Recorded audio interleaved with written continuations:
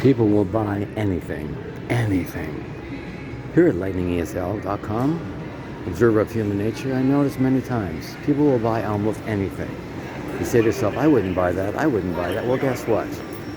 I was just in a store called Build-A-Bear Works. People build their own bear. In other words, they take a stuffed animal, not stuffed, make it as thick you want or as thin you want, a bear, etc. You can put a sound to it, a name to it, whatever. People will buy anything. You might call it a gimmick, but kids love things that are stuffed and cuddly. That's why kids love things like that. I've been in a store called Walmart years and years ago. What happened? They had a book. It was called Nothing. Inside the book was just blank pages. You would use it as a diary, whatever you want, and it's called Nothing.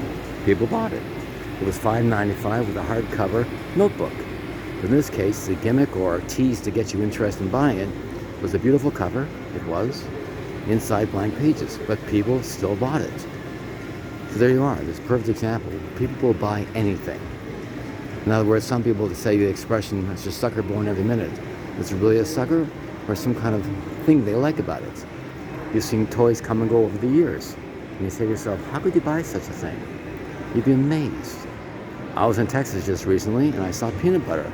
It was called Fatso peanut butter. I thought I was seeing things, but sure enough, it's real. It's peanut butter. It's a gimmick, thinking most people won't buy it because it might be a very bad impression of the word. However, it's on the shelf, people buy it, and so the expression goes. People will buy almost anything. No matter how strange it sounds or it looks like a gimmick, who would buy that? Who would buy that? You'd be amazed. I'm not saying the buying history or buying cycle is fast or slow, but if it can sell, even for a short amount of time, people will buy it. I always wonder why they're buying needs. This is all about marketing, creating a desired need for a product or a service. That's what marketing is all about. Who would buy such a thing? Who would buy such a thing? Well, think back in time. When the cell phone came out, it was heavy, large, a little cumbersome to control, antenna had to be pulled out. It was our cell phone, an earlier version of our cell phone, which you have today. And it was very, very expensive. Who would buy that? Another example going even further back in time was a calculator. That's right, a handheld calculator. I remember going to Ryerson University, now called Metropolitan Toronto University. In those days, going back to the 70s, 1970s, when I was there, a calculator came out so you could put it on your belt.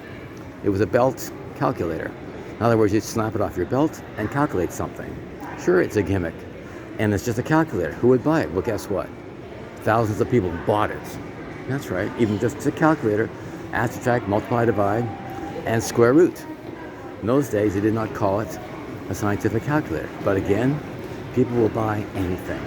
It was convenient because it was right by you on your belt in those days. So there you are again. Here at lightningesl.com, you'll notice I observe things a lot different than most people do. People notice things a lot, but they actually remember this, or it's just a blur in their memory. Amazing, isn't it? This is lightningesl.com. Have yourself a nice day. Bye-bye.